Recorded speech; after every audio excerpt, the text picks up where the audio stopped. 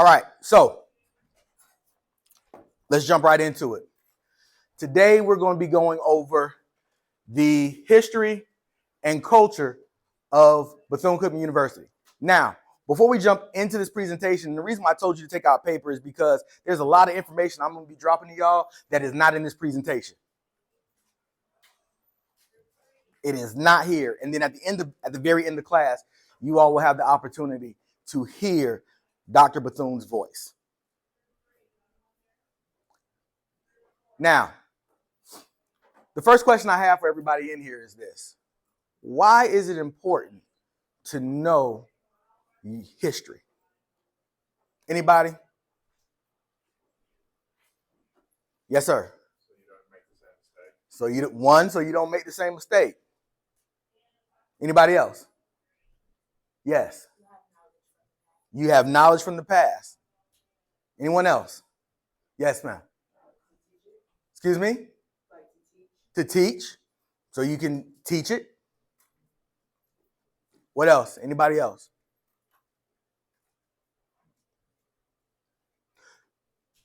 Today, for me, in this particular presentation, the reason why it is important, and even just in life, to understand and know history is because history can help form identity. History can help form identity. See, for a lot of old school people who attended this university, there are reasons why we find Bethune-Cookman such a special place. And I'm talking about people who have attended here from all over the world, all over the country. However, the reason why we find Bethune-Cookman such a special place is because we had the history of Bethune-Cookman taught to us. So it wasn't just us coming to college. It wasn't just us coming to schools and teaching and going. We understood what it took to get here. We understood what it took to get here, and by saying that, what our founder, Dr. Bethune, had to go through. So, Maysville, South Carolina, write it down. Maysville, South Carolina. That is the town where Dr. Bethune was born. Like I said, this first little part, this ain't even in the presentation. Yes, sir. Mays, M-A-Y. Maysville.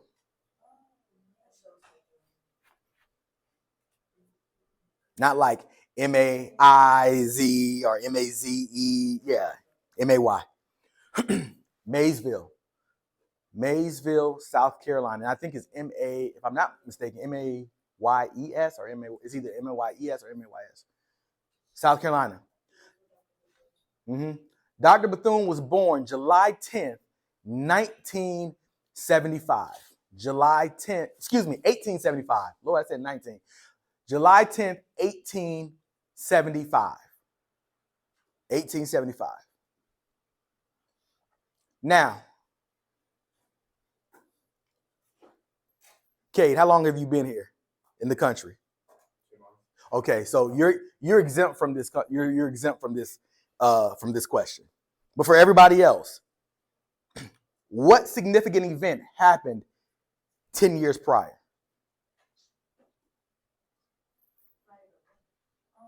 (1875), her birth.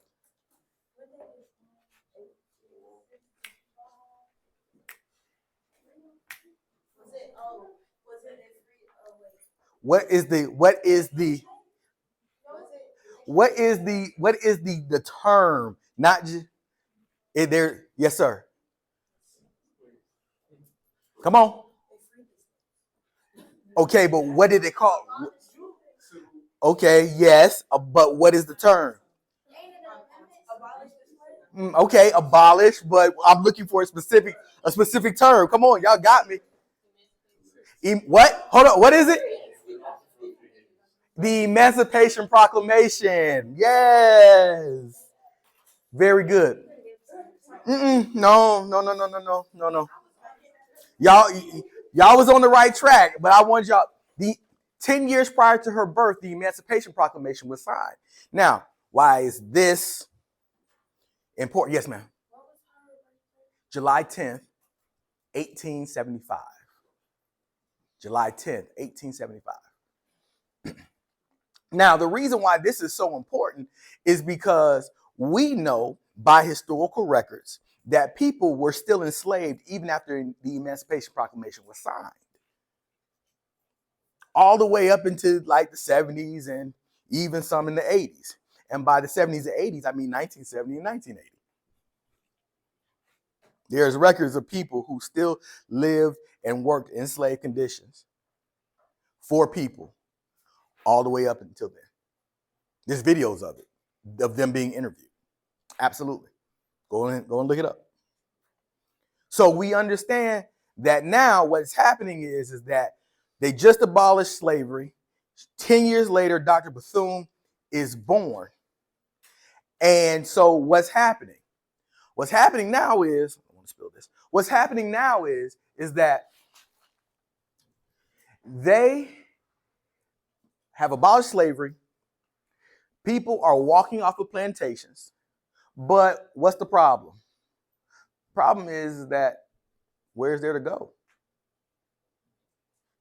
You've worked for a particular person for your whole life. Where's there to go? What land do you have? What house do you have? So there's only really two things that you can do. Be free and be homeless, or stay where you at and work. And if they do pay you, it's very minimal.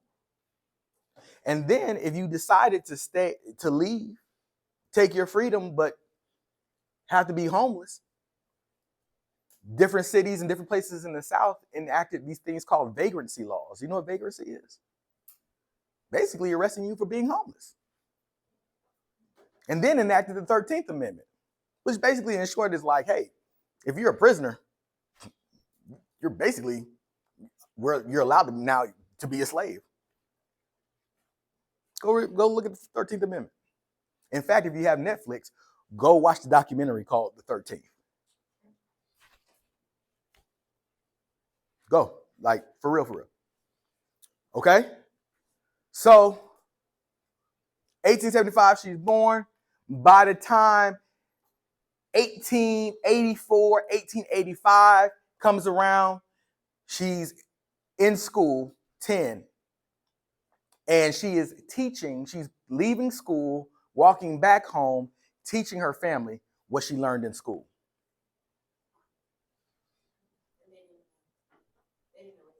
Well, she was the one who was hungry for education. In fact, that was her first like place of teaching. You see what I'm saying? So Dr. Bethune is a person, since she's been a child, she's been educated. It has been in her. So you remember when I talked about history and whatnot, and knowing your history, and this means going for like everybody in this room, get to know your history. And when I say get to know it, not just the good things, but the bad things, the things that you want to keep going as far as your legacy and your generations go, and the things that you want to quit and the things that you want to stop. It's very important. Very, very important. Now, Dr. Bethune. Oh, no, I did not. I understand that, but it ain't for right now. No. See, you know what? There. I ain't even worried about it. Mute. Siri always coming up with something. I tell you, I promise you.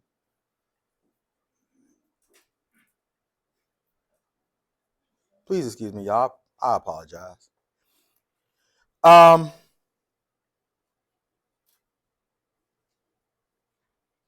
It's not coming back up.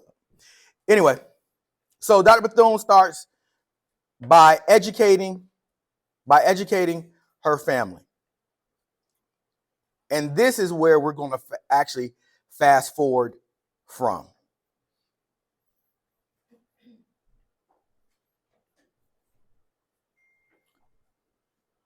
Now, the stuff on the screen, you do not have to write down because it's in your module. The stuff on the screen, you do not have to write down. It's in your module. It's the stuff that isn't up here that you should be writing. Okay. So, October 3rd, 1904, Dr. Bethune founds the Daytona Literary and Industrial School for the training of Negro girls with 5 students. Those students, of course, were young ladies, right? With 5 students and $1.50. So, for you to understand this, write it down like this. Dr. Bethune started Bethune-Cookman with 5 little girls, $1.50, and faith in God. 5 little girls, $1.50, and faith in God. I promise you, if you say it like that, anybody who's old school will know that you were taught by an alum. Yes. Right here. Daytona Literary and Industrial School for the training of Negro girls. 5 little girls, $1.50, and faith in God. Now,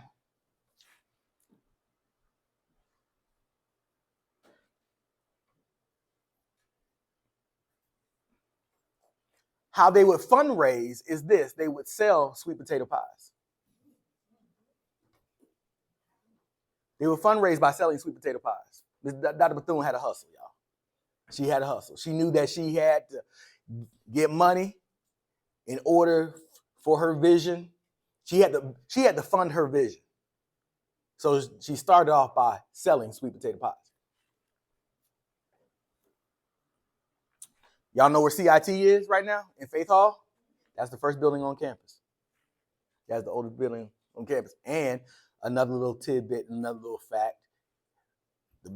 The dorm, one of the dorms that they're tearing down now, Curtis Hall, is the oldest dorm, or was the oldest dorm on campus. Yes, ma'am.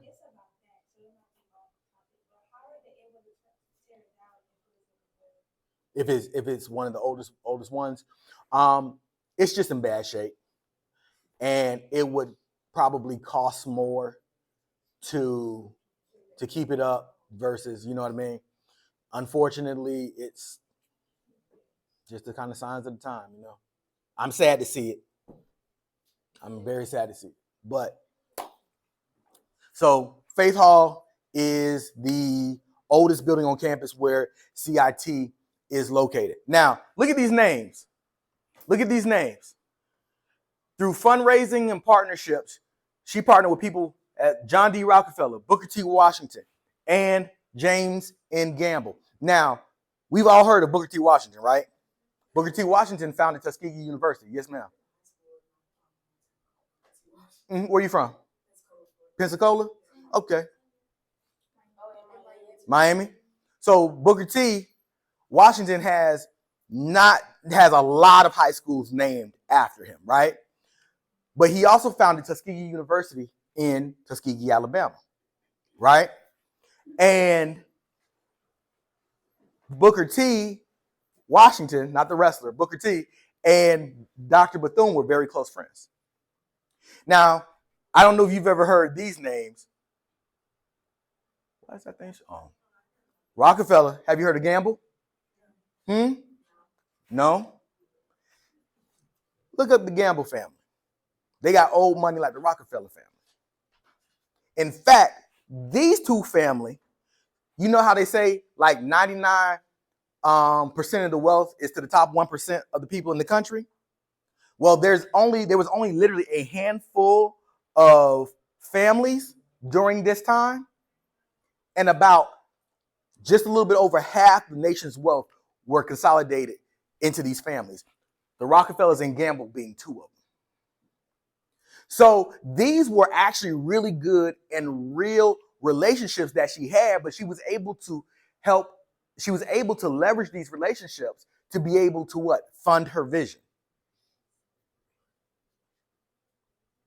So she created the relationships. The relationships were real, but she was able to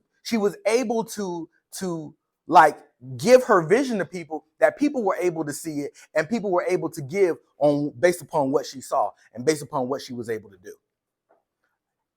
And as I'm speaking, one of the things I want you all to remember is keep in mind the era, the time period that this is happening in. We're talking about the early 1900s here. The early 1900s and 1920s on some of it. We're going to jump to 1923.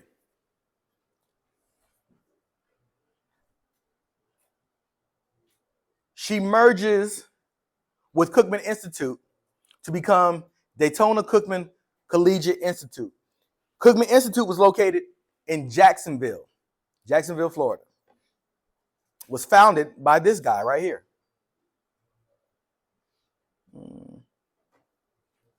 That's Alfred Cookman.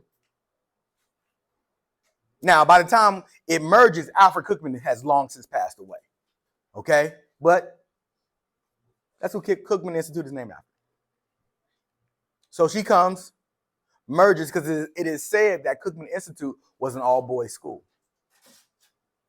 Now, there's a little debate in that, because there's been some paperwork found that had a Cookman Institute degree on it, but it was a young lady's name on it.